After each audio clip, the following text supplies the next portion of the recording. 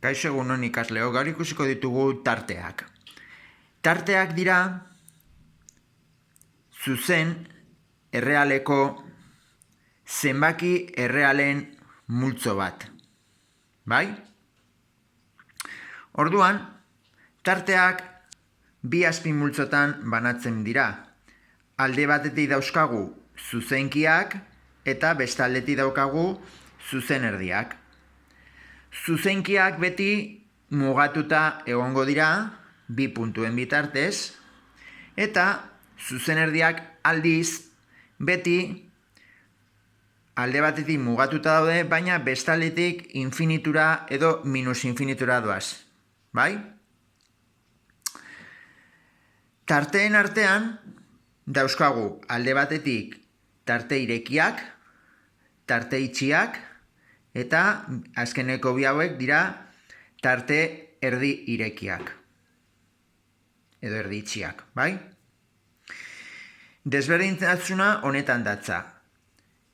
Hemen tarte irekiak esan nahi du bi aldetan dauzkagula parentesiak. Kasu honetan ikusten zute tartea adierazten dugu horrela, 2, 4. Zer esan nahi du? Multzo honek adierazten du 2tik 4 dijoazten zenbaki guztiak, baina 2 eta 4 ez dira sartzen, bai? Grafikoan izango lirateke horrela, bai? Zuzenan jarri beharko ditugu bi puntu hemen utxune, utxuneak ikusten zute dela puntu zuri batzuk, bai? Ikusten dezute, hartzen dituela balio guztiak multzonek 2tik 4 zenbaki guztiak, zenbaki real guztiak, baina 2 eta 4 ez daude barne. Bai? Nola adierazten da? Pues ikusten dezut hemen, 2 txikiago, isa, eta gero hemen txikiago eta 4, bai? Honek adierazten du 2tik 4, baina 2 eta 4 ez dugu hartzen, bai?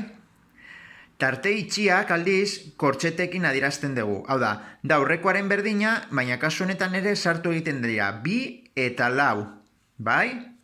Hemen grafikoan ikusten dezute nola jartzen dira 2 puntu. Horrek esan nahi du, multzonek hartuko ditu zenbakiak 2tik 4, 2 eta 4 barne, bai? Eta deskribapen moduan jarriko genuke horrela. Isa, 2 txikiago berdin isa, txikiago berdin 4, bai? Berdintza honek adierazten du kortxete hauek, bai? Gero daukagu erdi irekiak edo erdi itxiak, bai? Hemen ikusten dezute, daukagula 2 parentesi, hemen, eskerran eta eskubian, 4 kortxete. Honek esan nahi du, multzonek hartuko ditula, grafikoan ikusten den bezala, utxunea, parentesia delako, eta kortxetea delako puntu, hau da. Multzonak hartuko ditu puntu guztiak, bai? 2tik 4, baina bakarrik 4 barne. 2 ez da sartzen, bai? Nola adierazten da, pues ikusten dezute deskribapenean, 2 txikiago isa, txikiago berdin 4, bai? Berdintzarekin kortxetea eta berdintzari gabe parentesia, bai? Kasu bera, ikusten zuten hemen, 2 kortxete 4 parentesi, pues gauza bera, puntu beltza izango litzateke hemen, hau da, kortxeteari dagokiona, eta puntu txuria hemen parentesiari dagokiona, bai? Ikuste zut hemen, 2 txikiago berdin isa, txikiago 4. Berdintza da kortxetea, eta berdintzari gabe parentesia, bai? 2tik 4 doazen puntu guztiak, 2 barne, eta 4 ez. Bestalde dauzkagu zuzenerdiak. Zuzenerdiek beti izango dute alde batean infinitua edo minus infinitua. Horrek zer esan nahi du? Jartzen badugu tartea 2 infinito, parentesiarekin, esan nahi du zenbaki guztiak izango direla 2tik aurrerako guztiak, bai? Eta hemen utxunea daukagu, bai? Edo puntu zuria, bai? Ez dago mugatuta hemendikan, bai? Aurrekoetan mugatuta zeuden, 2 puntuen bitartez, baina hemen ez, bai? Horregatik jartzen da fletxa bat eskubiruntz, infinitura doa, bai? Nola jartzen da deskribapen moduan? 2tik aurrera doazen guztiak, hau da, isa handiago 2, isa, nun isa da handiago 2, bai? Bigarrengoan ikuste zute dagoela kortxetea, desberdintasuna da aurrekoarekin puntu beltza jartzen dugula, eta infinitura doa, bai? Hemen daukagu fletxa bat. Hau da, isa handiago berdin, ez da oso ondo ikusten, baina handiago berdin bi, kortxetea daukagulako. Bitik aurrera dijoazten zenbaki guztiak bia barne, bai? Kasu bera, bestaldetik, hau da, minus infinito bi, honek esan nahi du, bitik atzerako goko zenbaki guztiak, bai? Minus infinitora doazenak, horretik jartzen dugu fletxita bat eskerrerutz, bai? Orduan da, isa txikiago bi, bai? Eta azken ikusten dezute hemen kortxetearekin. Minus infinito bi kortxete. Hau da, bia kortxetea denez, sartzen da, minus bitik ezkerra dijoazten zenbaki guztiak. Horretik, isa nun, isa txikiago berdin bi, deskribapenean. Bai? Gero, konturatu zaitezte hemen, beti hemen emon bardu eskerrean balore minimoa, eta beti eskubian balore maksimoa. Bai? Eta gero egin daitezke eragiketak tarteen artean, bai? Egin daitezke dozen eragiketa. Bi eragiketa daude, alde batetik daukagu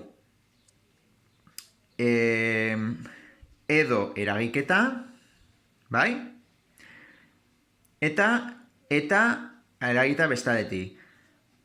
Lehenengo ikusiko dugu eta eragiketa, bai?